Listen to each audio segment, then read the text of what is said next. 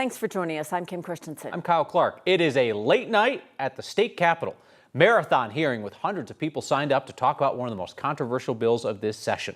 The bill from Democrats would protect trans kids and their medical care. 9 News reporter Spencer Soisher is at the Capitol. And Spencer, the bill has undergone a lot of change just today.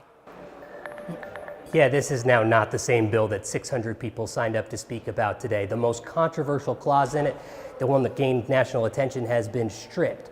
Still, we're on hour 6.5 of testimony, and we're not done yet. So each side will have 4 hours. It started as a meeting to talk about a Democrat-backed bill aimed at giving more protections to transgender people.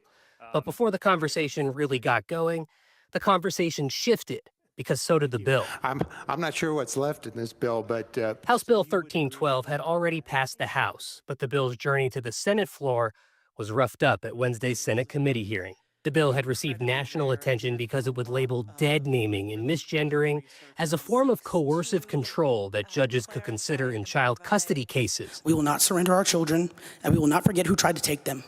Please vote no on HB 25-1312. That portion of the bill was killed. The debate then shifted to a First Amendment argument over whether purposefully dead naming could be seen as discriminatory. Think of this bill like the speed limit. Most of us drive following the flow of traffic because we know what safe behavior on the road looks like. But we still need speed limit signs, not because we expect the worst of people, but we need clear posted standards that say this is the law, this is what is safe, respectful behavior looks like. Some LGBTQ groups are concerned about the bill too, worried that clauses that overlap with the state's anti-discrimination laws could face legal challenges and bring down other protections with it. We did have some concerns around the implementation of that, and with the current climate across the country, had some concerns about potential bad case law being created based on that section. So it was a request from the ACLU of Colorado to have that section struck. But advocates say something is better than nothing. Does this bill do enough? No. And honestly, legislation never will. We need our elected officials and our community organizations to step up and do something. This bill still does have some trans protections in it, like making school dress codes and name change policies more inclusive and preserving access to gender-affirming care. Testimony, again, not supposed to wrap up until 11:30 tonight. Ultimately, we'll find out if this bill advances, and if it does, what it looks like then. Live at the Capitol, Spencer Soisher, 9 News. April showers are supposed to bring May flowers, so I guess we'll find out tomorrow. Kathy, it's a little early May 1st to see that, but you know, we got the storms tonight. But we're saying there's a chance, right? Yeah. At least we're not waking up to snow. We don't have to shovel. We have gentle rain showers tonight, a little thunder, a little lightning. These storms have been moving east all night, and as they track into Nebraska and Kansas, they have reached severe limits. We're greeted with just wet pavement and some rain falling from the sky. It smells good. It's so nice to go to sleep to that rain falling on the roof, and cool temperatures in the mid-40s. 30s in the mountains this hour, so it has been cold enough to snow. The snow level about 8,000 feet. The wind is light, but out of the north, and that's pretty chilly as this front makes its way over Colorado from the northwest toward the east and southeast, where we're seeing those scattered showers. A little thunder, a little lightning, some pockets of rain, and if you haven't seen rain yet, we're seeing these bands drop further to the south, so Arvada, Lakewood, Evergreen, Highlands Ranch, and Parker. You're in it now. Brighton, Platteville, and also up toward the Keensburg area, and more coming in. As we get through the overnight time period, those heavier bands will drift south. The rain comes to an end in Denver. There'll be some fog. Then we're going to see these showers redevelop tomorrow in what will be the coolest day of the week, with Thursday cloud cover and temperatures in the 50s. We're going to bottom out in the low 40s tonight. We have a warming trend on the way, and we're going to have much more on that in your weekend forecast coming up. There's an investigation tonight into the death of John Elway's longtime friend and business partner, Jeff Spurback. He died early this morning after an accident over the weekend. 9 News reporter Rhea Jha joins us, and Rhea, Elway was with Spurback when he died. Yeah, it happened over the weekend as the two were coming back from a music festival in California. Now the Riverside County Sheriff's Office has opened a death investigation to find out exactly what happened. We're more than business partners. I remember at one point that Elway has said that Jeff Sperbeck was his best friend that he had. Broncos legend John Elway was with his former agent Jeff Sperbeck after the Stagecoach Music Festival on Saturday night. They were heading back to Elway's home in a gated community in La Quinta, California. Elway was driving the golf cart when Sperbeck fell off. He was taken to a hospital in Palm Springs where he later died. 9 News Broncos insider Mike Kliss says Sperbeck spent decades alongside Elway. He and Elway were very close, and Sperbeck would be on the sidelines with them after the game. Together, they co-founded Elway's namesake restaurant chain and their wine label, Seven Cellars. Sperbeck was it was his marketing rep, he was his business partner, and they were in so many ventures together. Their relationship grew into a close friendship. Sperbeck was a powerful figure in the NFL world, representing more than 100 players and coaches over his career. He always had a very youthful look about him, youthful attitude about him, so I think it's a double shock that you hear it. Peter Schaefer was a competitor of Sperbeck's. He told 9 News, "This is an unimaginable loss." It's an agent's worst nightmare, a best friend's worst nightmare, and it's just a tragedy. In a statement, John Elway said in part, "I am absolutely devastated and heartbroken. There are no words to truly express the profound sadness I feel. Jeff will be deeply missed for the loyalty, wisdom, friendship, and love he brought into my life."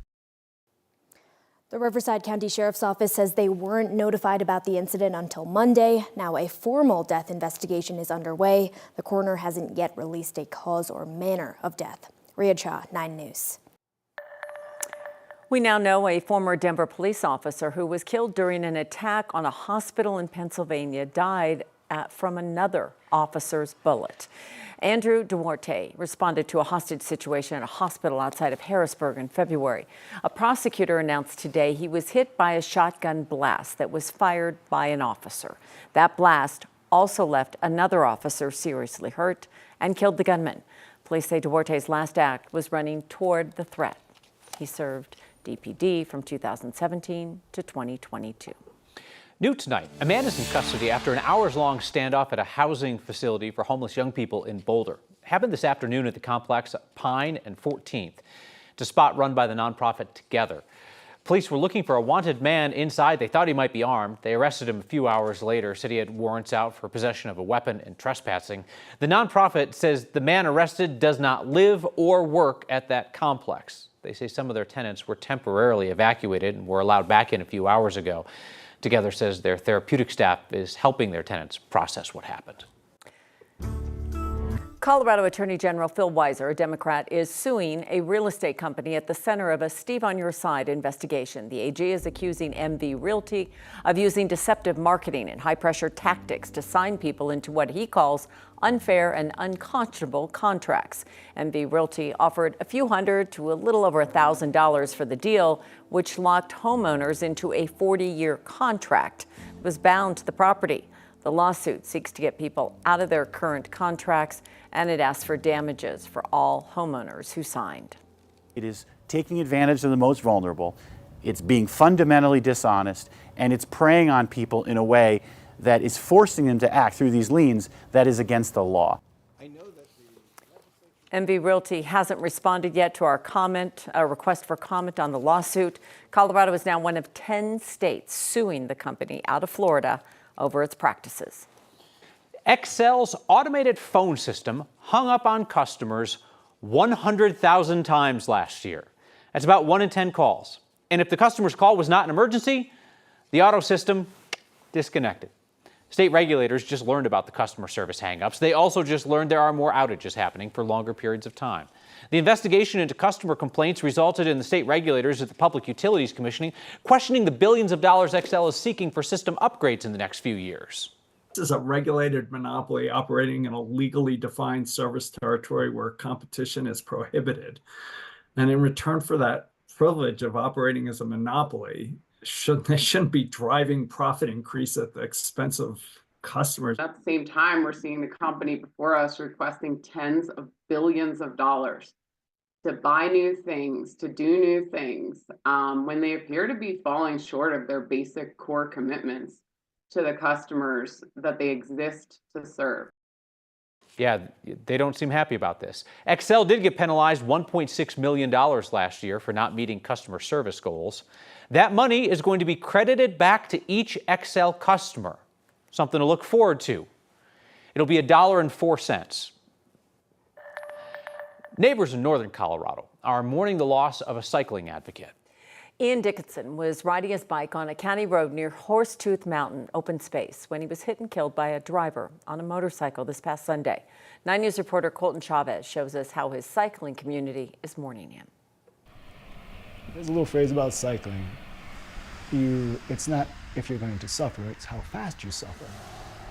The sport of cycling can be both physically and mentally taxing. I would have to say he's just one special human being. John Von Pletzner says friends like Ian Dickinson made each mile worth the work. He would make baked goods for us before the rides. John says he met Ian when they both worked as engineers at HP. He says their friendship is what led him to join Ian's group ride on Fridays. John says he was looking forward to this week's ride until he heard what happened to Ian. Colorado State Patrol says the motorcycle driver passed another motorcycle, then swerved off the road, hitting Ian on his bike. When hearing this news crippled friends and to start to grieve like right off the bat and just break down, that's a little hard to take because I know how strong our friends are. And it was friends of Ian's who helped make this memorial for him. John says it's because of their love for him that they plan to ride again on Friday. But we're going to end at Ian's house. John says he doesn't expect the suffering to end anytime soon. I cannot not go outside and do it, and I don't think Ian would either. He knows his friend would want him back on the road. He was a rider that was dedicated to being out there. In Larimer County, Colton Chavez, 9 News.